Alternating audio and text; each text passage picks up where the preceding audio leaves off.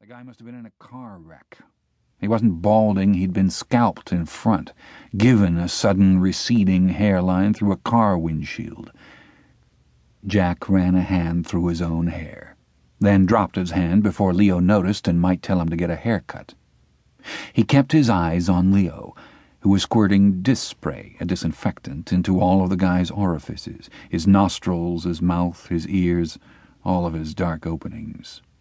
All 3 times they phoned, the times before, Leo said, I seem to recall you came down with some kind of 24-hour bug. That's all I'm saying. Am I right or wrong? Jack said, I've been to Carville. When I worked for the Rives, we'd go up there once or twice a year, tune the organ. One of them, usually Uncle Brother, would be on the console, hitting notes. I'm up in the loft by the pipes, way up on a shaky ladder making the adjustments on the sleeve. I was the one with the ear. Leo looked like he was tuning the organ of the guy on the prep table, lifting his private parts to spray down in there good. Jack, watching, thinking the guy might have been proud of that set at one time. A little guy, but hung. Jack said, Have I mentioned I'm sick or not feeling too good? Leo said, Not yet you haven't, they just called. He picked up a plastic hose attached to the sink and turned on the water. Hold this for me, will you? I can't, Jack said. I'm not licensed.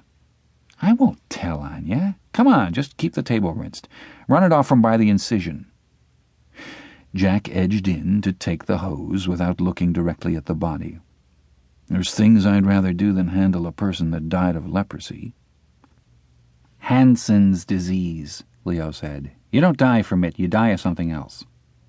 Jack said, If I remember correctly, the last time Carville had a body for us, you had a removal service get it. On account of I had 3 bodies in the house already, 2 of them up here, and you telling me how punk you felt. Jack said, Hey, Leo, bullshit. You don't want to touch a dead leper any more than I do.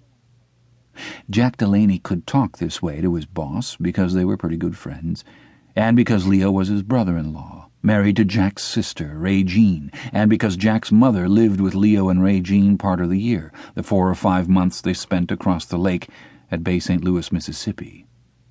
Leo was the last of Mullen and Sons' funeral directors, the 50-year-old grandson of the founder.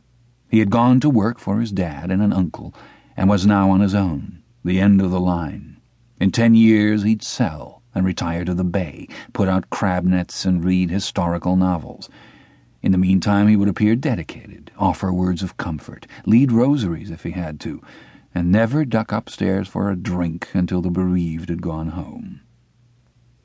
There were bartenders who thought Leo was Jack's uncle.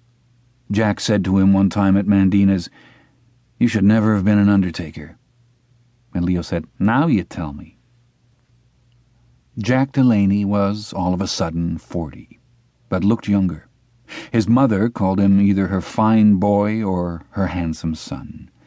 She never mentioned Angola, the Louisiana State Penitentiary where her boy had served 35 months, working in cotton and soybean fields and clearing brush. Jack told his mom they had brush brought in from Mississippi when they ran out. His mom had 7 framed photographs of him on her dresser, several of them she'd cut out of the paper when he appeared in fashion ads for Maison Blanche. She had one photo of Regine, her daughter's Dominican High graduation picture. Girls loved Jack's mussed sandy hair, his slim build, his hint of a nice guy smile. They said, Oh, wow, when he told them he'd been a fashion model, sportswear mostly. They said, Oh, my Lord, if he happened to mention he'd served time. The girls would wrinkle their noses, wondering what this cute guy could have done to be sent to prison. He'd tell them it was a long story, but, well, he'd been a jewel thief at one time. They'd want to hear it, and he'd tell them about some of the scarier situations low-key, having learned there were girls who were turned on by presentable ex-cons. While he was living in medium security at Angola, it was Leo who did the most for him. Leo talked to some of the right people in Baton Rouge, told them his brother-in-law was a little wild, immature, thought he was a hotshot, every girl's dream. Leo explained that Jack was intelligent, but had lacked proper discipline as a boy, His dad had died in Honduras working for United